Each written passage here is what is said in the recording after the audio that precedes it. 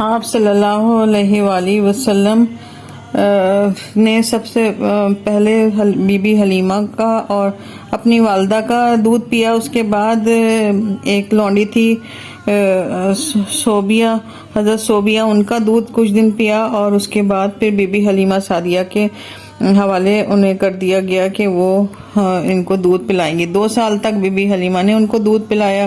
اس کے بعد انہیں واپس وہ اپنے والدہ کے پاس لے کے آئیں، اور ان سے ریکویسٹ کی کہ آپ انہیں ہمارے پاس ہی رہنے دیں تاکہ ہم یہ اور اپنے وہاں پر کھلی آب و ہوا میں زندگی گزاریں اور صحت اچھی ہو ان کی.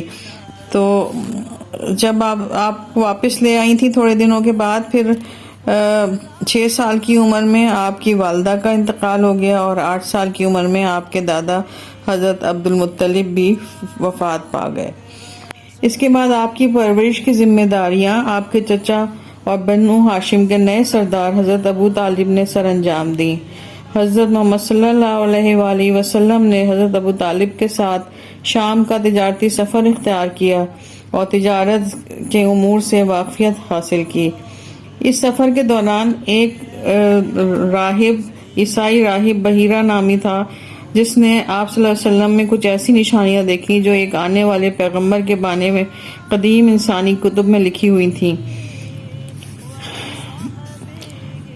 قدیم آسمانی کتب میں لکھی تھی. آپ نے حضرت ابو طالب کو بتایا کہ اگر شام کے یہود و نصارہ نے یہ نشانیاں پالی تو آپ صلی اللہ علیہ وسلم کی جان کو خطرہ ہو سکتا ہے. چنانچہ حضرت ابو طالب نے یہ سفر ملتوی کر دیا اور واپس مکہ آ گئے. معلوم ہوتا ہے کہ حضرت محمد صلی اللہ علیہ وسلم کا بچپن بھی عام بچوں کی طرح کھیل کود میں نہیں گزرا، بلکہ آپ صلی اللہ علیہ وآلہ وسلم میں نبوت کی نشانیاں شروع سے موجود تھیں. اسی قسم کا ایک اور واقعہ اس وقت پیش آیا جب آپ صلی اللہ علیہ وسلم بدوی قبیلے میں اپنی دایا کے پاس تھے. وہاں حبشے سے کچھ عیسائی آئے. آپ صلی اللہ علیہ وسلم کو بغور دیکھا اور کچھ سوالات کیے. پھر ان میں نبوت کی نشانیاں پا کر کہنے لگے، ہم اس بچے کو پکڑ کر اپنی سرزمین میں لے جائیں گے. اس واقعے کے بعد حضرت محمد صلی اللہ علیہ وآلہ وسلم کو مکہ واپس بھجوا دیا گیا. تقریباً 25 سال کی عمر میں شام کا دوبارہ سفر آپ صلی اللہ علیہ وسلم نے کیا، جو کہ حضرت خدیجہ کے تجارتی قافلے کے لیے تھا. حضرت محمد صلی اللہ علیہ وآلہ وسلم نے ایمانداری کی بنا پر اپنے آپ کو ایک اچھا تاجر ثابت کیا. آپ صلی اللہ علیہ وسلم دوسرے لوگوں کا مال تجارت بھی تجارت کی غرض سے لے جایا کرتے تھے. آپ صلی اللہ علیہ وآلہ وسلم یہ خدمات حضرت خدیجہ کے لیے بھی انجام دیا کرتے تھے. اس سفر سے واپسی پر حضرت خدیجہ کے غلام میسرہ نے انہیں صلی اللہ علیہ وآلہ وسلم کی ایمانداری اور اخلاق کی کچھ باتیں بتائیں.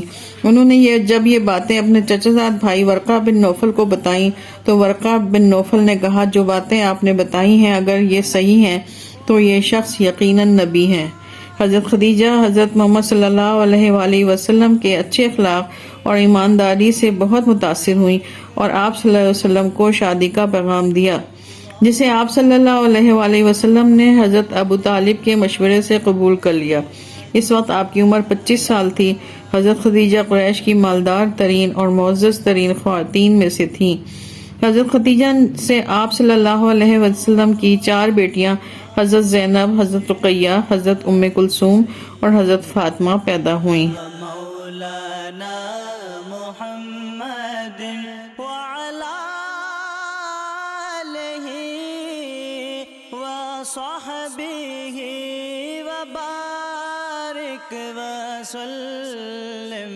اللہم صلی علی سیدنا